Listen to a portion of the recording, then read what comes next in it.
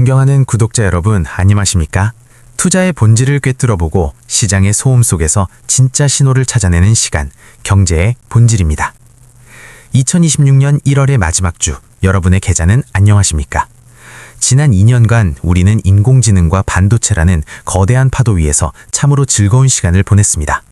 세상을 바꿀 것만 같았던 혁신 기업들의 주가는 천장을 뚫을 기세였고 성장주만이 투자의 정답인 것 같은 나날들이었습니다. 하지만 최근 시장의 공기가 미묘하게, 아니 아주 차갑게 바뀌고 있다는 것을 느끼셨습니까?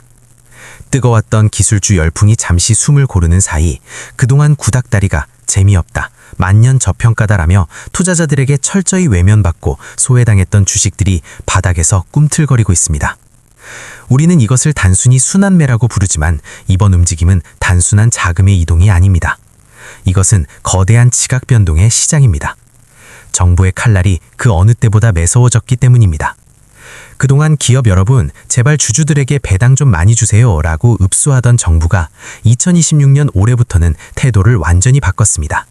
주주 환원 안 하면 세무조사를 하겠다, 페널티를 주겠다, 심지어 상장 폐지도 검토하겠다며 회초리를 들었습니다.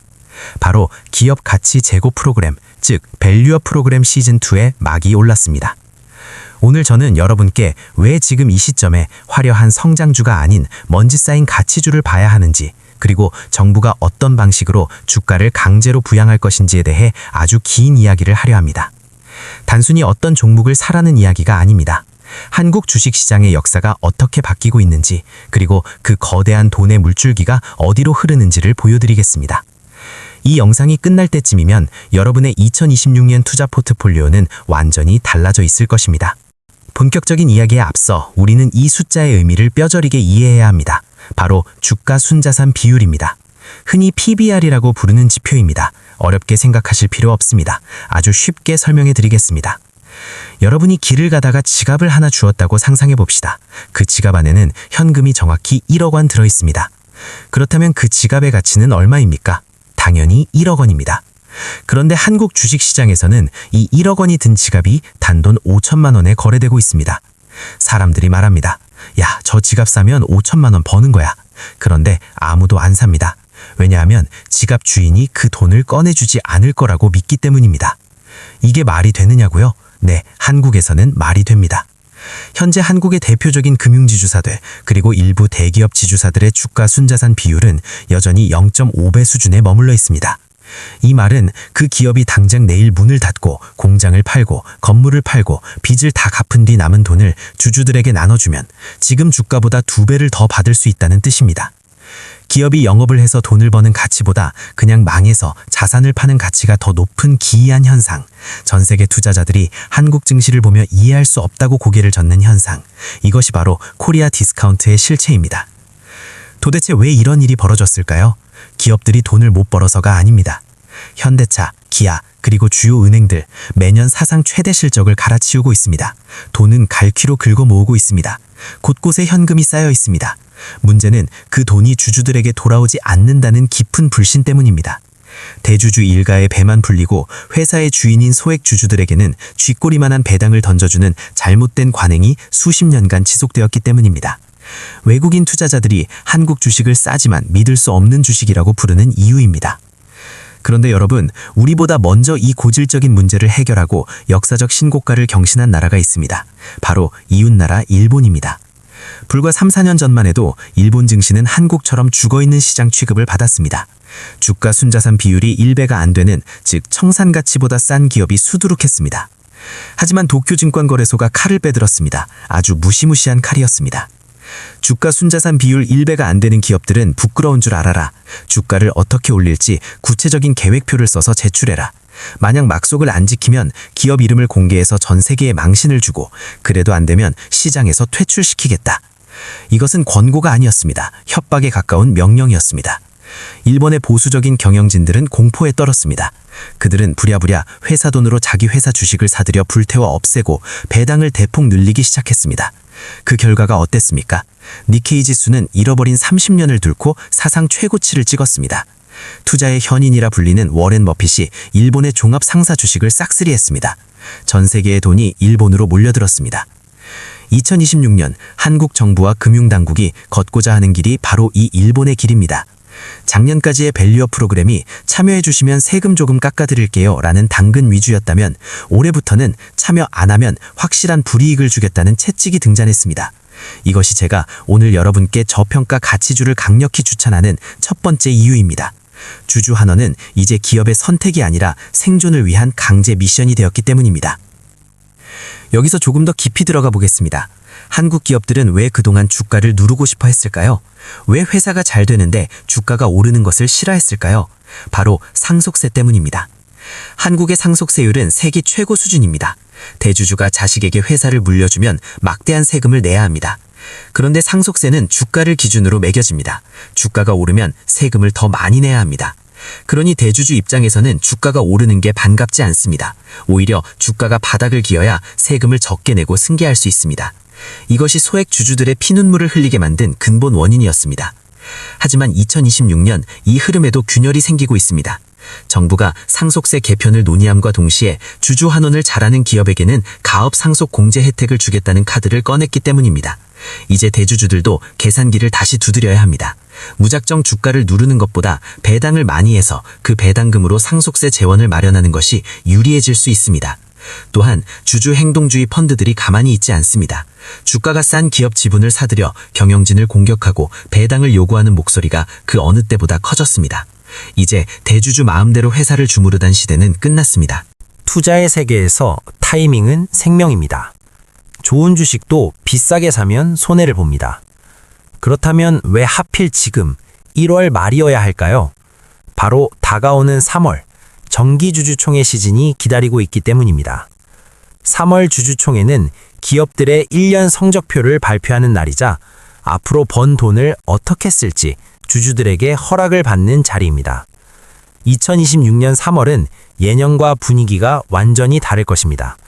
정부의 압박을 받은 기업들이 그리고 주주들의 눈치를 보는 기업들이 앞다투어 강력한 주주 환원 정책을 발표할 것이기 때문입니다. 올해부터 순이익의 50%를 주주들에게 돌려드리겠습니다. 보유하고 있는 자사주 1조 원어치를 전량 소각하겠습니다. 앞으로 3년간 매년 배당금을 10%씩 올리겠습니다. 이런 놀라운 뉴스들이 2월과 3월에 쏟아져 나올 것입니다. 주식시장은 소문에 사서 뉴스에 파는 곳입니다. 3월에 뉴스가 터지고 주가가 급등할 때 따라 들어가면 늦습니다. 남들이 다 아는 호재는 호재가 아닙니다. 기업들이 눈치 게임을 하며 보따리를 풀기 직전인 지금, 폭풍전야인 1월 말과 2월 초가 가장 싸게 주식을 담을 수 있는 마지막 기회입니다. 그렇다면 구체적으로 어떤 종목을 눈여겨봐야 할까요? 우리 계좌를 불려줄 보물은 어디에 숨어 있을까요? 첫 번째 타겟은 바로 은행과 보험, 즉 금융지주사입니다. 많은 분들이 걱정합니다.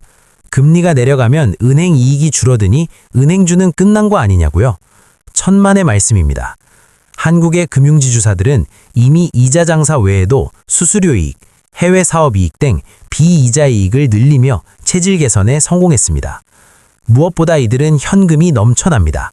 지난 고금리 시기에 벌어둔 돈이 곳간에 가득 쌓여 있습니다. 하나금융지주, KB금융, 우리금융지주 등 주요 은행주들의 현재 예상 배당 수익률은 연 5%에서 6%에 육박합니다. 2026년 기준금리가 2%대로 내려간다고 가정해 보십시오. 은행에 예금을 맡기면 이자를 2% 주는데 그 은행에 주식을 사면 배당으로만 6%를 줍니다. 무려 3배 차이입니다. 여기에 밸류업 프로그램으로 주가가 오르면 시세 차익은 덤입니다. 이성적인 투자자라면 예금을 깨서 은행 주식을 사는 것이 정답입니다.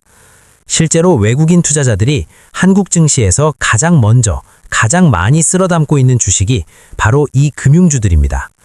주가 순자산 비율이 0.4배, 0.5배 수준인 지금은 그야말로 대바겐세일 구간입니다.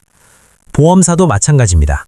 새 국제회계 기준이 도입되면서 보험사들의 숨겨진 이익이 드러나고 있습니다.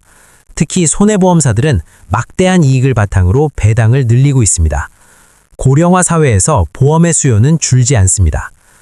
두 번째 타겟은 자동차입니다. 현대차와 기아, 설명이 필요 없는 대한민국 간판 기업입니다. 전 세계에서 차를 가장 잘 만들고 전기차와 하이브리드 기술력은 세계 최고 수준입니다. 매 분기 조 단위의 영업이익을 냅니다. 그런데 주가는 어떻습니까? 주가 수익 비율, 즉 퍼가 고작 4배에서 5배입니다. 5년만 일하면 시가총액만큼의 돈을 번다는 뜻입니다. 미국의 테슬라가 50배, 60배의 평가를 받는 것과 비교하면 처참한 수준입니다. 현대차그룹은 그동안 쌓아둔 막대한 현금으로 대규모 자사주 소각을 예고하고 있습니다. 자사주 소각이란 회사가 자기 돈으로 주식을 사서 불태워 없애는 것입니다. 주식 수가 줄어드니 내가 가진 주식의 가치는 자동으로 올라갑니다. 실적이 뒷받침되는데 저평가된 주식, 그리고 주주 환원 의지까지 있는 주식, 이것만큼 안전하고 확실한 투자처는 없습니다. 마지막으로 지주사입니다. 삼성물산, LG, SK 같은 대기업 그룹의 지배구조 정점에 있는 회사들입니다. 이들은 그동안 상속세 이슈와 맞물려 일부러 주가를 누르고 있다는 의심을 받았던 대표적인 종목들입니다. 자식 회사는 잘 나가는데 엄마 회사는 주가가 못 가는 현상이 계속됐죠. 하지만 밸류업 프로그램이 의무화되면 더 이상 주가를 방치할 수 없습니다. 정부가 지주사를 콕 집어서 주가 관리를 하라고 압박하고 있기 때문입니다. 특히 지주사들은 알짜 자회사들의 지분을 가지고 있고 부동산과 브랜드 가치 등 자산 가치가 어마어마합니다. 그런데도 주가 순자산 비율이 0.5배도 안 되는 지주사들이 널려 있습니다. 이들이 제 가치를 찾아가는 과정은 거스를 수 없는 대세가 될 것입니다. 지주사가 변해야 한국 증시가 변합니다. 여기서 우리가 주목해야 할 또 하나의 강력한 매수 주체가 있습니다. 바로 국민연금입니다. 한국 증시의 가장 큰 손인 국민연금은 그동안 국내 주식 비중을 줄이고 해외 주식 비중을 늘려왔습니다. 그래서 한국 주식을 팔아치기 바빴습니다. 하지만 정부가 밸류업 프로그램을 추진하면서 국민연금에도 변화를 요구하고 있습니다. 저평가된 한국 기업에 더 적극적으로 투자하고 주주권을 행사해서 기업 가치를 올리라는 것입니다. 국민연금이 밸류업 지수에 포함된 기업들을 중심으로 포트폴리오를 재편하기 시작하면 어떻게 될까요? 수십조 원의 자금이 강제로 이들 주식에 유입됩니다. 이것을 패시브 자금이라고 합니다. 펀드 매니저의 판단과 상관없이 기계적으로 사야 하는 돈입니다. 주가를 떠받치는 든든한 버팀목이 생기는 것입니다. 외국인이 사고, 기관이 사고, 연금이 사는 주식, 수급이 깡패라는 말이 있듯이 돈의 힘으로 주가는 올라갈 수밖에 없습니다. 물론 모든 투자가 꽃길만은 있지 않습니다. 장밋빛 전망 속에서도 리스크를 냉정하게 봐야 합니다. 가장 큰 리스크는 기업들의 흉내내기입니다. 정부 압박에 못 이겨 노력하겠습니다 라고 말만 하고 실제로는 찔끔 배당하고 마는 무늬만 밸류업인 기업들을 조심해야 합니다. 그래서 철저한 옥석 가리기가 필요합니다. 세 가지 기준을 기억하십시오. 첫째, 대주주 지분율이 높은 기업을 찾으십시오. 배당을 많이 하면 대주주 본인에게도 이득이 되기 때문에 배당 확대 가능성이 높습니다. 둘째, 현금 흐름이 좋은 기업을 찾으십시오. 이익은 많이 났는데 장부에만 찍힌 이익이고 실제 통장에 현금이 없다면 배당을 줄 수 없습니다. 셋째, 과거의 배당 이력을 확인하십시오. 어려울 때도 꾸준히 배당을 줬던 기업이 앞으로도 주주와의 약속을 지킬 확률이 높습니다. 무조건 주가 순자산 비율이 낮다고 덥석 사면 안 됩니다. 돈을 못 벌어서 산업이 사양 산업이라서 주가가 싼 기업은 만년 저평가 상태로 남을 수 있습니다. 우리는 돈을 잘 버는데 주가만 싼 기업을 골라내야 합니다. 마지막으로 투자 마인드에 대해 말씀드리고 싶습니다.